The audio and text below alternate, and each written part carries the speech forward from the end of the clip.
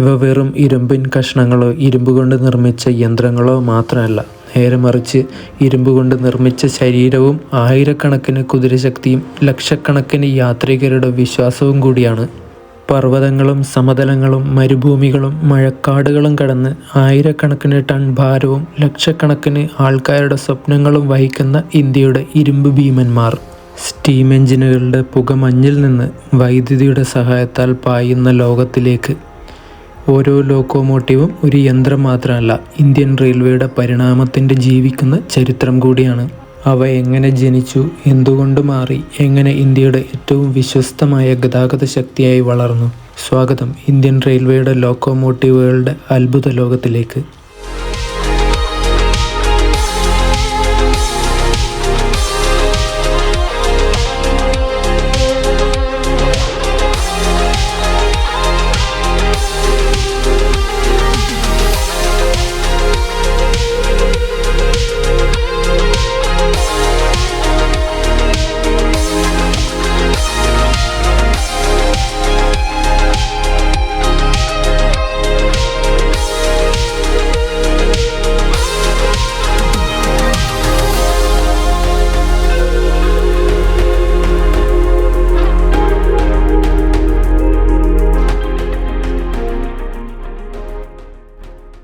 ലോകത്തിലെ തന്നെ ഏറ്റവും വലിയ റെയിൽവേ സംവിധാനങ്ങളിലൊന്നായ ഇന്ത്യൻ റെയിൽവേ രാജ്യത്തിൻ്റെ ഗതാഗതത്തിനും സമ്പദ് വ്യവസ്ഥയ്ക്കും നിർണായക പങ്ക് വഹിക്കുന്ന ഒന്നാണ്. ഏകദേശം 69,000 കിലോമീറ്ററിലധികം റൂട്ടുകളുള്ള ഈയൊരു ശൃംഖലയിൽ ദിവസേന ആയിരക്കണക്കിന് ട്രെയിനുകളാണ് സർവീസ് നടത്തുന്നത്. ജനങ്ങൾ ടിക്കറ്റ് എടുത്ത് യാത്ര ചെയ്യുന്ന ട്രെയിനുകളെ വലിക്കാൻ ഉപയോഗിക്കുന്ന എഞ്ചിനുകളെയാണ് പാസഞ്ചർ ലോക്കോമോട്ടീവ്സ് എന്ന് വിളിക്കുന്നത്. ഇന്ത്യയിൽ ഇത് പ്രധാനമായും ഇലക്ട്രിക് ലോക്കോകളും ഡീസൽ ലോക്കോകളും എന്നിങ്ങനെ രണ്ടായി തരംതിരിച്ചിരിക്കുന്നു. ഇന്ന് ഇന്ത്യയിലെ ഭൂരിഭാഗം റെയിൽവേ റൂട്ടുകളും വൈദ്യുതീകരിച്ചതിനാൽ ഇലക്ട്രിക് ലോക്കോമോട്ടീവുകളാണ് ഡീസൽ ലോക്കോമോട്ടീവുകളെക്കാളും കൂടുതലായിട്ട് ഉപയോഗിക്കുന്നത്. അതുപോലെ ഇന്ന് ഇന്ത്യയിലെ ഭൂരിഭാഗം ദീർഘദൂര പാസഞ്ചർ ട്രെയിനുകളുടെയും ലോക്കോ WAP7 ആണ്. അത് രാജധാനിയാണെങ്കിലും ശതാബ്ദി ആണെങ്കിലും ദുരന്തോ ആണെങ്കിലും അവരെ എല്ലാവരെയും ഇന്ന് നയിക്കുന്നത് WAP7 എന്ന ബീസ്റ്റാണ്. സോ വൈ WAP7 ആൻഡ് എന്തുകൊണ്ട് WAP7 കൂടുതലായി ഉപയോഗിക്കുന്നു?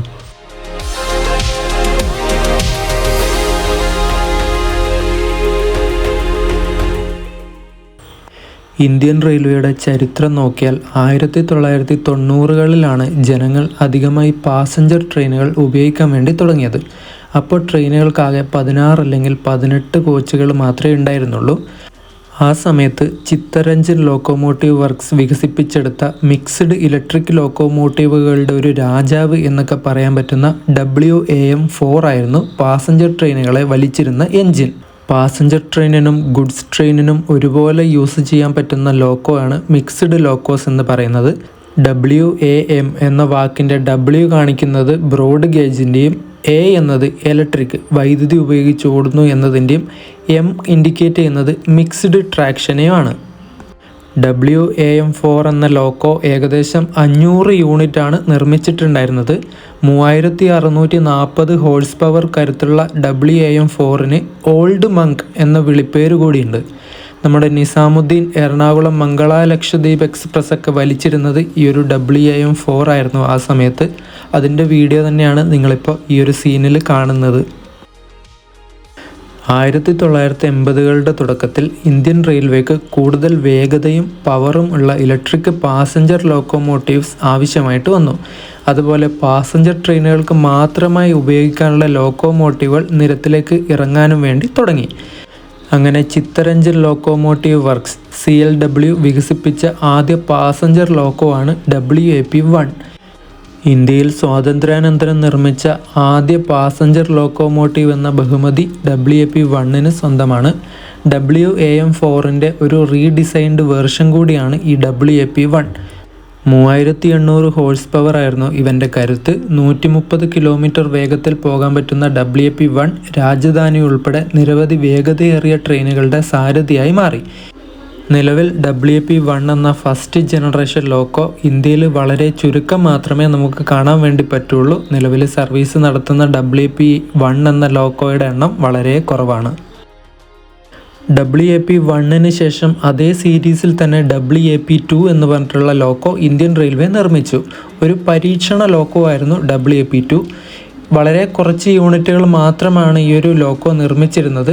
എന്നാൽ P1ൻ്റെ അത്ര പോലും പ്രതീക്ഷിച്ച വിജയം ഈ ഒരു WAP-2 നേടാൻ വേണ്ടി കഴിഞ്ഞില്ല.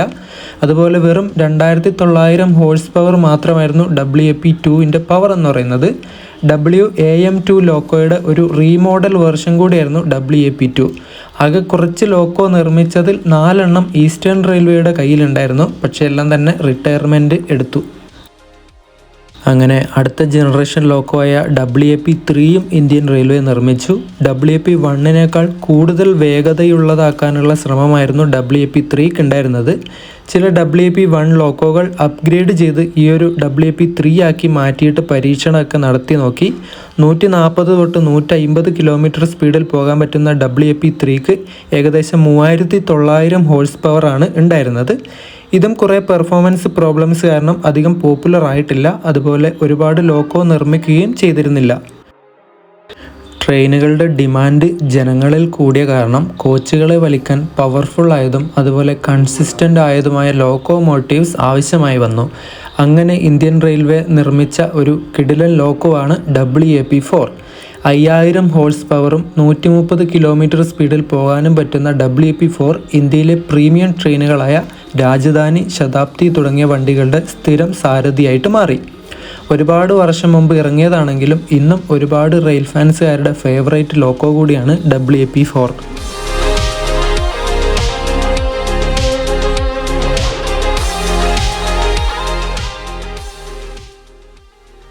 ഇന്ത്യൻ റെയിൽവേയുടെ ആദ്യകാല വൈദ്യുതീകരണം ഇലക്ട്രിഫിക്കേഷൻ നടന്നത് DC കറണ്ട് ഉപയോഗിച്ചിട്ടായിരുന്നു. DC ട്രാക്ഷൻ മോട്ടോർ ഉപയോഗിച്ചായിരുന്നു ആ ഒരു സമയത്ത് ലോക്കോകളൊക്കെ അതിന് വേണ്ടുന്ന പവർ എടുത്തുകൊണ്ടിരുന്നത്. അതുകൊണ്ട് തന്നെ ട്രെയിനുകളുടെ ഡിമാൻഡ് അനുസരിച്ച് ലോക്കോയുടെ എണ്ണം കൂടുന്നത് കൊണ്ട് തന്നെ പവർ സപ്ലൈ പരിമിതമായിട്ട് വന്നു.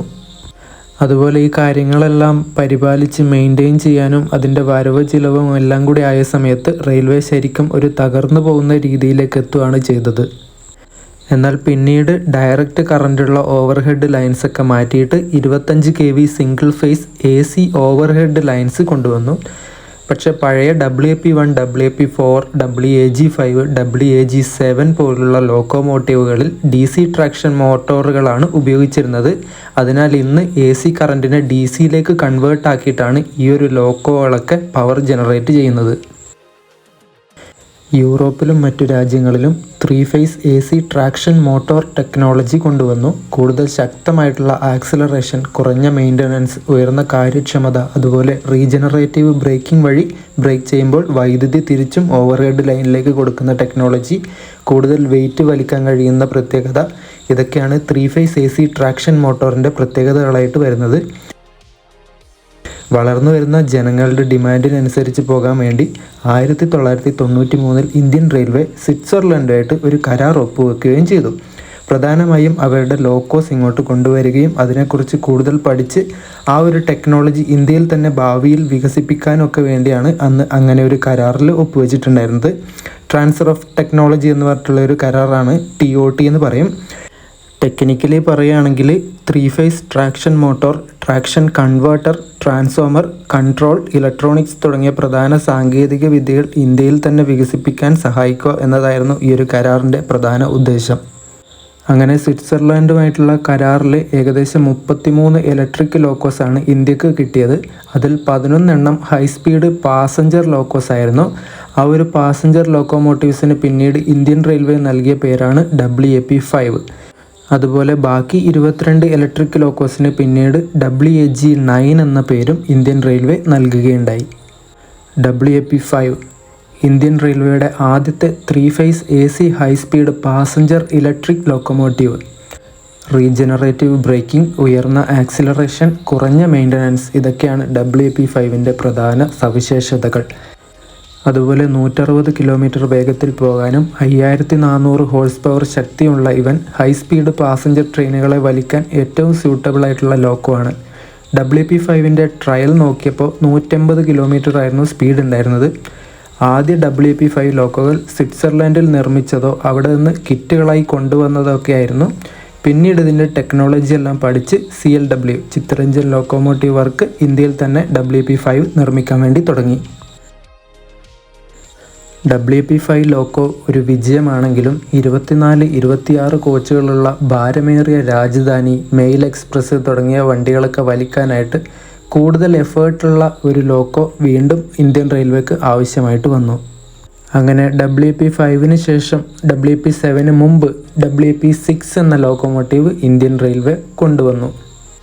എന്നാൽ WP6 എന്ന് പറഞ്ഞിട്ടുള്ള ആ ഒരു ലോക്കോ അത്ര വലിയൊരു വിജയമായിരുന്നില്ല. ആകെ നിർമ്മിച്ചത് വെറും 17 യൂണിറ്റുകൾ മാത്രമാണ്.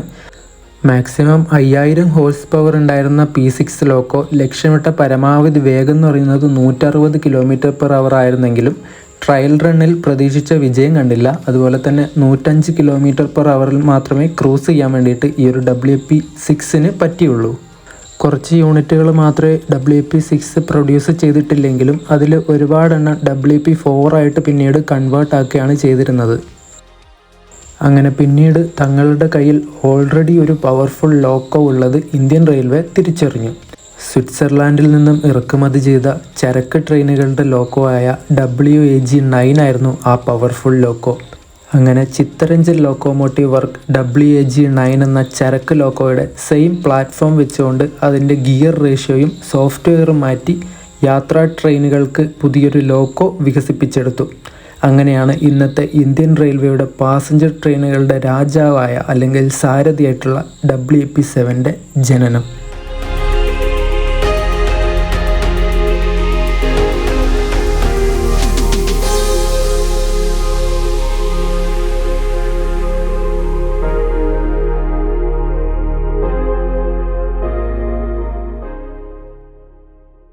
WP7 ആ ഒരു പ്രൊഡക്ഷൻ തുടങ്ങിയത് 1999 ട്രാക്കിലേക്ക് ഇറങ്ങി ഓടാൻ വേണ്ടി തുടങ്ങിയത് 2000 ചിത്തരഞ്ജൻ ലോക്കോമോട്ടീവ് വർക്കിൽ നിന്ന് ആദ്യമായി ഉണ്ടാക്കിയെടുത്തിട്ടുള്ള ആ ഒരു WP7 നവകിരൺ എന്നായിരുന്നു പേര് കൊടുത്തിട്ടുണ്ടായിരുന്നത്. അതുപോലെ ആ ഒരു ലോക്കോക്ക് കൊടുത്ത നമ്പർ 30201 എന്നാണ്. ഗോമോ ഇലക്ട്രിക് ലോക്കോ ഷെഡിനാണ് ആദ്യത്തെ P7 കൊടുത്തത്. 6000 ഹോഴ്സ് പവർ, ടെക്നിക്കലി പറഞ്ഞാൽ 6125 ഹോഴ്സ് പവർ ഉള്ളതും 140 km വേഗത്തിൽ പോകാനും അതുപോലെ 26 കോച്ചുകളെ പോലും പുഷ്പം പോലെ വലിക്കാൻ ശക്തിയുള്ളതുമായിട്ടുള്ള ഒരു ബീസ്റ്റാണ് WP7.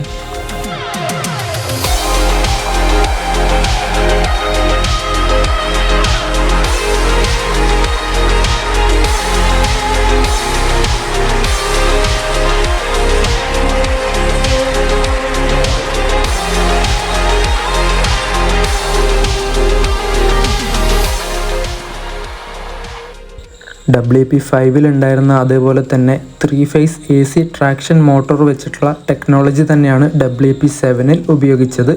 അതിനാൽ WP5 WAG9 പോലെ തന്നെ ഹൈ എഫിഷ്യൻറ്റ്, ലോ മെയിൻ്റനൻസ് ഒക്കെയാണ് WP7 ഒരു പ്രത്യേകതയായിട്ട് വരുന്നത്. നിലവിൽ സർവീസ് നടത്തിക്കൊണ്ടിരിക്കുന്ന ഏകദേശം ഒരു വിധത്തിലുള്ള WP7 ഒക്കെ HOG ഹെഡ് ഓൺ ജനറേഷൻ വഴി കോച്ചുകൾക്ക് നേരിട്ട് കറണ്ട് കൊടുക്കാനുള്ള സംവിധാനമുണ്ട്. ഈ ഒരു ടെക്നോളജി വഴി ഡീസൽ ജനറേറ്റർ കാറുകളുടെ ആവശ്യം ഒരുവിധം കുറക്കാനും ഇന്ത്യൻ റെയിൽവേക്ക് കഴിഞ്ഞിട്ടുണ്ട്. ഇതൊക്കെയാണ് WP7 പ്രധാനപ്പെട്ട ഗുണങ്ങളായിട്ട് വരുന്നത്. എന്നാൽ ഇന്ന് നിരത്തിലുള്ള എല്ലാ WP7 ഈ ഒരു HOG സപ്പോർട്ടഡ് അല്ല കേട്ടോ.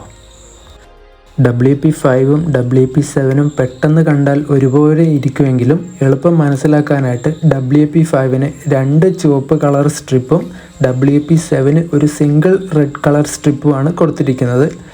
ആദ്യം നിർമ്മിച്ച WP7 കൊടുത്തിരുന്ന ഹോഴ്സ് പവർ കുറച്ചുകൂടി കൂട്ടിയിട്ടാണ് പിന്നീട് നിർമ്മിച്ച WP7 കൊടുത്തിട്ടുണ്ടായിരുന്നത്.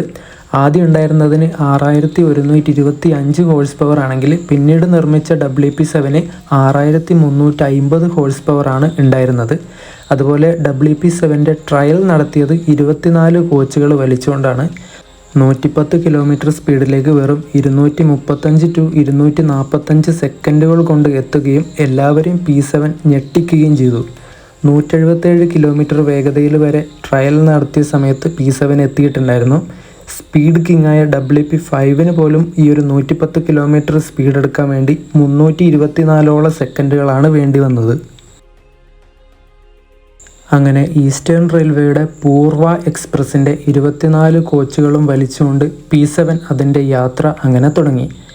അങ്ങനെ ഗോമോയിൽ നിന്നും തുടങ്ങി ഗാസിയാബാദ്, ലാലാഗുഡ, റോയപുരം, ഹൗറ തുടങ്ങിയ ലോക്കോ ഷെഡുകൾക്കും WP7 കിട്ടിത്തുടങ്ങി. ആ ഒരു എറ അങ്ങനെ അവിടെ തുടങ്ങുകയാണ്. പിന്നീട് 2010 CLW തന്നെ ഹെഡ് ഓൺ ജനറേഷൻ ടെക്നോളജിയുള്ള WP7 കൊണ്ടുവന്നു. 30277 എന്ന നമ്പറിലുള്ള WP7 ആയിരുന്നു ഹെഡ് ഓൺ ജനറേഷൻ ടെക്നോളജി കൊണ്ടുവന്ന ആദ്യ WP7. HOG സപ്പോർട്ടഡ് അല്ലാത്ത പഴയ കാലത്ത് നിർമ്മിച്ച WP7 അതിൻ്റെ ഓവർഹോൾ സമയത്ത് ഇപ്പോൾ HOG ഫിറ്റ് ചെയ്തിട്ടാണ് വരുന്നത്. അതുകൊണ്ട് തന്നെ ഇനിയുള്ള WP7ലൊക്കെ HOG സപ്പോർട്ടഡ് ആയിരിക്കും. ഒരുപാട് ടെക്നിക്കൽ ഡീറ്റെയിൽസ് ഞാനിപ്പോൾ ഈ ഒരു വീഡിയോയിൽ പറയുന്നില്ല. അത് നമുക്ക് ഇന്ത്യൻ റെയിൽവേയുടെ എല്ലാ ലോക്കോകളെയും കുറിച്ച് ഒരു സീരീസ് പോലെ നോക്കിയിട്ട് ചെയ്യാം. അതിൽ ഓരോന്നിൻ്റെയും ടെക്നിക്കൽ പാർട്ടൊക്കെ പറയാം. അങ്ങനെ 2015 രാജ്യം മൊത്തം WP7 പോപ്പുലർ ആയതോടെ WP4ൻ്റെ പ്രൊഡക്ഷൻ ഇന്ത്യൻ റെയിൽവേ നിർത്തി. അവസാനം നിർമ്മിച്ച WP4ൻ്റെ നമ്പർ 250-51 എന്നാണ്. WP7ൻ്റെ ആവശ്യം കൂടിയപ്പോൾ CLWന് ഒറ്റയ്ക്ക് WP7 നിർമ്മിച്ച് കഴിയാനാവാത്തതിനാൽ 2017 തൊട്ട് ബനാറസ് ലോക്കോമോട്ടീവ് വർക്ക് WP7ൻ്റെ പ്രൊഡക്ഷൻ തുടങ്ങി. ബനാറസ് ലോക്കോമോട്ടീവ് വർക്ക് BLW നിർമ്മിച്ച ആദ്യ P7ന് വരുൺ എന്നാണ് പേര് കൊടുത്തത്. ലോക്കോ നമ്പർ വരുന്നത് 30509 എന്നാണ്. തുടർന്ന് പാട്യാല ലോക്കോമോട്ടീവ് വർക്ക്സും WP7ൻ്റെ നിർമ്മാണം തുടങ്ങിയിട്ടുണ്ടായിരുന്നു. ആദ്യ P7 30628 എന്നാണ്. പാട്യാല ലോക്കോമോട്ടീവ് വർക്ക്സിൽ നിർമ്മിച്ച P7ൻ്റെ നമ്പറാണ് ഇപ്പോൾ പറഞ്ഞത്. പിന്നീട് ഇന്ത്യൻ റെയിൽവേയിൽ വന്ദേ ഭാരത് ട്രെയിനുകളുടെ ഇൻട്രൊഡക്ഷൻ ആയിരുന്നു നടന്നത്. അങ്ങനെ വന്ദേ ഭാരത് ട്രെയിനുകൾ നിരത്തിൽ വന്നപ്പോൾ അതിനോട് കോമ്പീറ്റ് ചെയ്യാനായി WP7ൻ്റെ വേഗത ഇനിയും കൂട്ടാനായിട്ട് തീരുമാനിച്ച CLW 2019 30750 എന്ന നമ്പറിൽ ഒരു ഹൈ സ്പീഡ് വേരിയൻ്റായ WP7 പുറത്തിറക്കി. 14 ടണ്ണോളം വെയിറ്റ് കുറച്ചിട്ടുണ്ടായിരുന്നു. അതുപോലെ തന്നെ ഗിയർ റേഷ്യോ 70:22 എന്ന രീതിയിൽ കൂട്ടുകയും ചെയ്തിട്ടാണ് ഈ ഒരു WP7 നിർമ്മിച്ചത്. ഈ ഹൈ സ്പീഡ് വേരിയൻ്റ് ആയിട്ടുള്ള WP7 24 LHB കോച്ചുകൾ വെച്ചിട്ട് 160 കിലോമീറ്റർ സ്പീഡിൽ ട്രയൽ റണ്ണും നടത്തി. അതുപോലെ 150 കിലോമീറ്റർ സ്പീഡിൽ പോവാനും ഈ ഒരു WP7 പറ്റും. മുംബൈ നിസാമുദ്ദീൻ രാജധാനി എക്സ്പ്രസ് 2 WP7 വെച്ചിട്ട് പുഷ് പുൾ ട്രെയിനായിട്ട് ആദ്യമായിട്ട് അങ്ങനെ ഓടാൻ വേണ്ടി തുടങ്ങി. ഒരു WP7 ഫ്രണ്ടിലും ഒരു WP7 ബാക്കിലും അങ്ങനെയാണ് പുഷ് പുൾ ട്രെയിൻ വർക്ക് ചെയ്യുന്നത്. ഈ ഒരു പുഷ് പുൾ ടെക്നോളജി ഉണ്ടായതുകൊണ്ട് തന്നെ കസാര ഗാർഡ് സെക്ഷനിൽ ബാങ്കർ ലോക്കോസ് പിടിപ്പിക്കേണ്ട ആവശ്യം ഇല്ലാതായി. ഇതിലൂടെ ഒരുപാട് സമയലാഭവും ഈ ഒരു വണ്ടിക്കും ഇതിൽ യാത്ര ചെയ്യുന്ന ആൾക്കാർക്കും കിട്ടി. പിന്നീട് ബനാറസ് ലോക്കോമോട്ടീവ് വർക്ക് WP7നെ അൾട്രേഷൻ ചെയ്ത് ഒരു എയറോഡൈനാമിക് ഡിസൈനിൽ പുറത്തിറക്കി. 37873 നമ്പറിലുള്ള WP7 ആയിരുന്നു ആ ഒരു എയറോഡൈനാമിക് ഡിസൈനിൽ നിർമ്മിച്ചിട്ടുള്ള ആദ്യ WP7. സോ ഇതൊക്കെയാണ് WP7 ഇന്ത്യൻ റെയിൽവേയുടെ മോസ്റ്റ് ട്രസ്റ്റഡ് പാസഞ്ചർ ലോക്കോ ആവാനായിട്ടുള്ള പ്രധാനപ്പെട്ട കാരണങ്ങളായിട്ട് വരുന്നത്. ഇനിയും ഒരുപാട് ടെക്നിക്കലായിട്ടുള്ള കാരണങ്ങളുണ്ട് എന്തുകൊണ്ട് WP7 ഇത്രയും ഫെമിലിയറായി എന്നുള്ളത്. അത് നമുക്ക് ഓരോ ലോക്കോമോട്ടീവിൻ്റെയും കാര്യങ്ങൾ പറയുന്ന സമയത്ത് ആ ഒരു വീഡിയോയിൽ ഉൾപ്പെടുത്താം.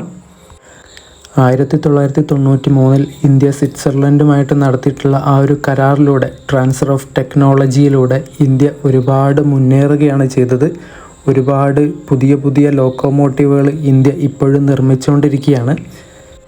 അപ്പോൾ ഇന്ത്യൻ റെയിൽവേ നിർമ്മിച്ച ഏറ്റവും സക്സസ്ഫുൾ ആയിട്ടുള്ള ഇലക്ട്രിക് പാസഞ്ചർ ലോക്കോമോട്ടീവ് ആയിട്ടുള്ള WP7 എന്ന മോസ്റ്റ് റിലയബിൾ ആൻഡ് ട്രസ്റ്റബിൾ ലോക്കോയുടെ പ്രയാണം തുടർന്നുകൊണ്ടേയിരിക്കുന്നു.